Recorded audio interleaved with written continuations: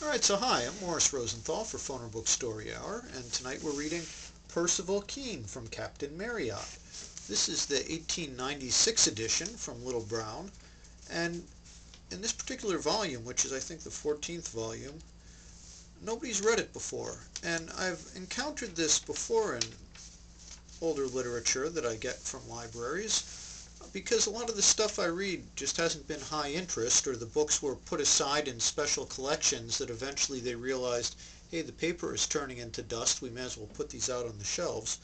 So I have to cut the pages as I go along, and I don't particularly enjoy doing this. It's not something I'm very good at. Whatever the cutting technology I use, I've sort of standardized on a sharp pair of scissors and using them as a knife. And if I knew anything about printing technology from the late 1800s, I would be able to tell from the distribution of the uncut pages how the book was printed. For example, we get 2 uncut pages in a row, followed by 6 cut pages.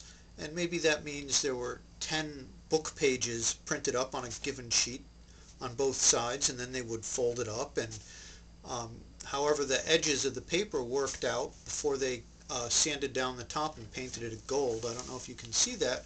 Those would be these pairs of uncut pages that you encounter. But I've never been that interested in printing technology. It's just not my thing. I like laser printers. They're nice and quiet.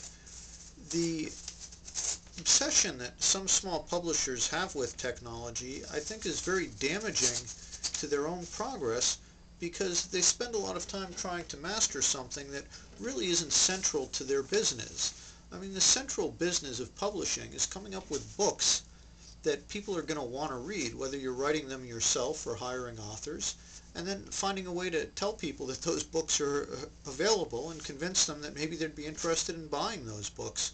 Myself, I do it with excerpts on my website.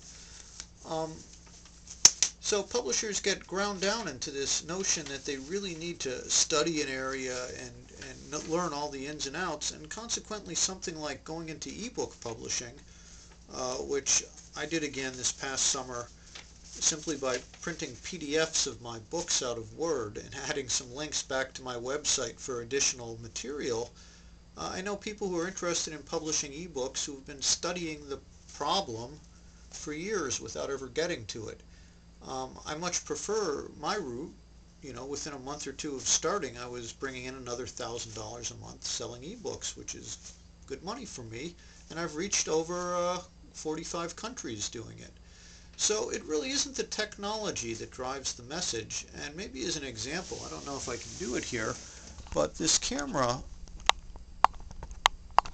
turns out to have a zoom on it, and I don't know whether or not I'm zoomed now because I'm not looking in the back, but I never knew the camera had a zoom, and I've used this camera to produce 23, 24 videos. Heck, I've produced a DVD movie with it that's for sale on Amazon.